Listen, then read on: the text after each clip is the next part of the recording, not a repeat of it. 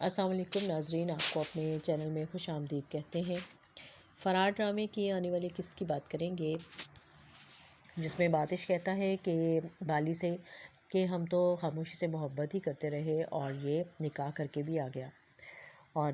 بالی اس کے جواب میں کہتا ہے کہ تم ایک شادی شدہ مرد کو اپنے ساتھ لا کر تم نے بہت بڑی غلطی کی ہے۔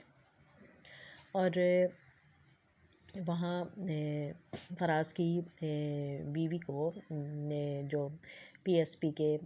کیو آئی پی کے لوگ جو ہیں وہ ان کو کہتے ہیں کہ فراز جو ہے وہ تو باتش کے ساتھ فرار ہو گیا ہے اور اب وہ واپس نہیں آئے گا۔ اور بالی کہتا ہے کہ مجھے بھی کچھ نہ حاصل ہو سکا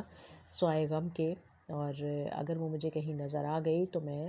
اپنے بندوق کی ساری گولیاں اس کے سینے میں اتار دوں گا۔ اور بالی جو ہے وہ بگی کا انتظار میں ہے۔ اور پھر ادھر آج کی قسط میں ہم نے دیکھا کہ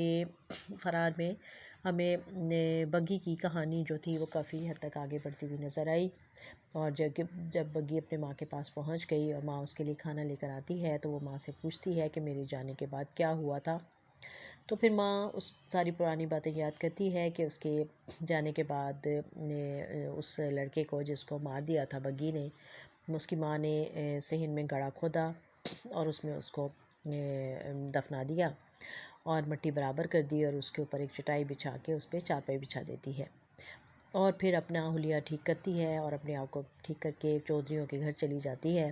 اور ان سے جا کے پوچھتی ہے کہ رخصتی ہو گئی، تو وہ ماں بڑی خوش ہے اور کہتی ہے کہ ہاں، شکر ادا کرتی ہے کہ میری بیٹی رخصت ہو گئی،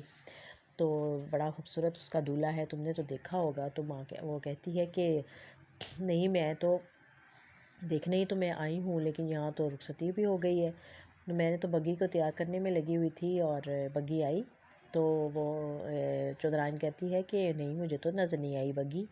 اور پھر وہ شور مچا دیتی ہے کہ ہائے میری بگی کہاں چلی گئی، اور پھر وہ سارے گاؤں میں سب لوگوں سے پوچھتی پھرتی ہے، اور پھر سارے محلے والے سارے گاؤں والے اس کے گھر میں جمع ہو جاتے ہیں اور وہ رونا پیٹنا ڈال دیتی ہے کہ میری بگی چلی گئی، بھاگ گئی، اور پھر اسی لڑکے کا کوئی آ کے بتاتا ہے کہ وہ بھی اپنے گھر سے غائب ہے لڑکا، تو وہ پھر واویلا کرتی ہے کہ دیکھو وہی ورگلا کر لے گیا میری بچی کو،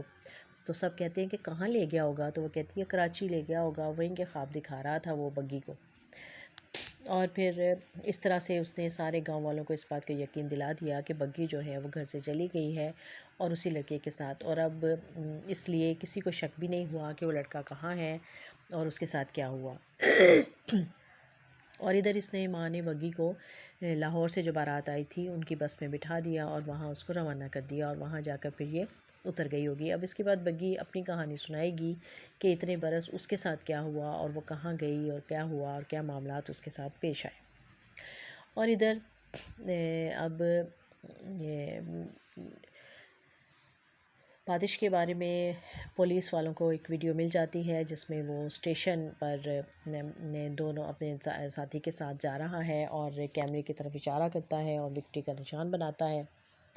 جس کی وجہ سے پتہ چل جاتا ہے کہ وہ یہاں سے فرار ہو گیا ہے، اور اب فصیح جو ہے وہ گھر آ کے سعدیہ کو ویڈیو دکھاتا ہے اور اس کو کہتا ہے کہ اب آپ محفوظ ہیں، اب وہ یہاں سے فرار ہو گیا ہے، تو اب آپ کو کوئی خطرہ نہیں ہے اور آپ جو ہے وہ اپنے گھر جا سکتی ہیں، اور وہ اسی وقت کوئی اور بات کیے بغیر اٹھتی ہے اور اپنا سامان لے کے گھر سے چلی جاتی ہے۔ تو اس وقت فصیح کی ماں گھر پر نہیں ہے، بلکہ وہ دونوں کا ناشتہ بنا کر واک کرنے کے لیے جاتی ہے، تو لیکن جب وہ واپس آتی ہے اور اس کو پتہ چلتا ہے تو اس کو بہت غصہ آتا ہے کہ تم نے یہ کیا کیا، تم نے اس بیچاری اکیلی بچی کو اس طرح سے گھر سے نکال دیا بے سہارا، اور تمہیں شرم نہیں آئی، تمہیں عقل نہیں آئی، لیکن وہ مجبور تھا، وہ بتا نہیں سکتا تھا ماں کو کہ اسے سخت آرڈر تھے کہ اس کو واپس گھر بھیج دیا جائے، اور اب وہ چاہتا ہے کہ اسے باتش کا پتہ چلے اور وہ اس کے وہاں ٹھکانے تک پہنچے اور اس کو پکڑ کر لائے، اور اس سے پہلے وہ سعدیہ کو کہتا ہے کہ آپ کی بات درست ثابت ہوئی اور باتش یہاں سے بھاگ گیا اور میں اس کو نہیں پکڑ سکا، تو اب میں اپنی نوکری چھوڑ دوں گا، جس کے جواب میں سعدیہ کہتی ہے کہ نہیں، وہ تو ایسے ہی میں نے غصے میں کہہ دیا تھا، ایسا کچھ نہیں ہے، آپ میری وجہ سے اپنی نوکری مت چھوڑیں اور آپ اس طرح اپنے آپ پہ ظلم نہ کریں۔ لیکن وہ بعد میں سوچتا ہے کہ میں تو ناکام ہی رہا، اور جب میں کام کرنے کی کوشش کرتا ہوں تو مجھے سسپینڈ کر کے بٹھا دیتے ہیں۔ اور ادھر QIP والے جو ہیں وہ بھی فراز کو ڈھونڈتے ڈھونڈتے اس کی بیوی کے گھر پہنچ جاتے ہیں، اور شمائلہ کے پاس، اور اس سے ساری وہ معلومات لیتے ہیں اور پتہ کرتے ہیں اس کا سارا۔ لیکن وہ کہتی ہے کہ مجھے یہ نہیں پتہ کہ وہ کہاں پر ہے۔ تو وہ اس کو کہتا ہے کہ تم مظہر اس کو کہتا ہے کہ تم اس کا پتہ لگاؤ، اور اگر اس کی کال آئے تو اس سے سب سے پہلے کیا پوچھو گی؟ تو وہ کہتی ہے، شمائلہ کہتی ہے کہ میں یہی پوچھوں گی کہ تم کہاں پر ہو۔ تو وہ کہتا ہے کہ ہاں بالکل ٹھیک ہے، اور اگر تم نے نہیں پوچھا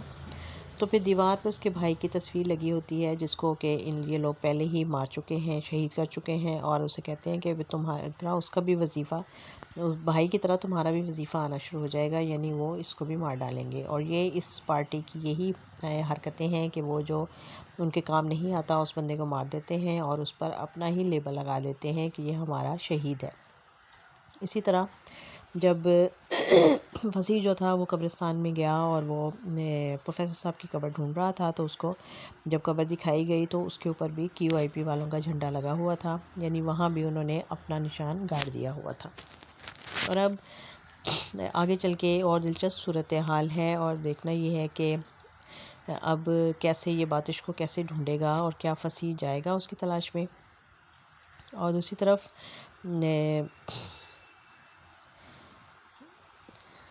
اب باتش اور فراز کے لیے بالی نے وہاں سے اس کو بھگانے کا ان کو پروگرام بنا لیا ہے، اور وہ بلوچستان سے پشاور سے ہوتے ہوئے